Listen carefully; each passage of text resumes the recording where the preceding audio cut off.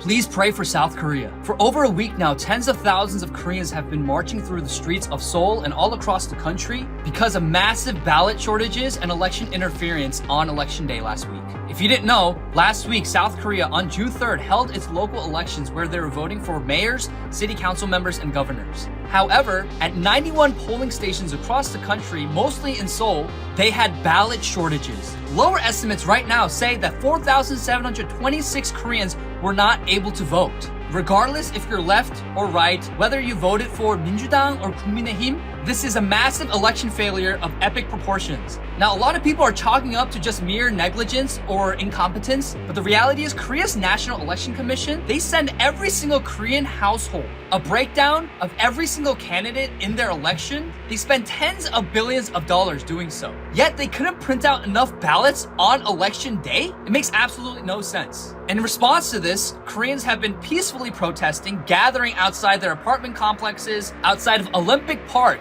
where a lot of the votes are being officially counted. Unfortunately, the police response to these peaceful protests have been disproportionately violent. Even under President Yoon's martial law, no one got hurt. Yet you have a young man who was hit in the head, is now in a coma, and you had grandmas and grandpas dragged by their arms through the concrete. However, patriots, especially young 20s to 30s patriots, are standing firm, holding the line, making their voices heard, advocating for a re-election because thousands of South Koreans' voices were disenfranchised in this past election. Now, was the fraud and ballot shortages enough to overturn certain elections? We may never know. There were some races across Korea that were determined by one vote. And you guys know me, I'm not the biggest proponent of mass democracies for every single person and their dog. But as long as the constitutional right to vote exists, every citizen should be able to vote. Disenfranchising thousands of people from voting because of ballot shortages is unacceptable. All these young Korean patriots are asking for is a re-election so that everyone's voice is heard fair and square. What's happening in Korea right now is very reminiscent of what happens in the United States all across the country, where mass mail-in voting, voter impropriety is rampant, especially in blue states. The energy and the momentum is on the side of the youth and the right wing in Korea.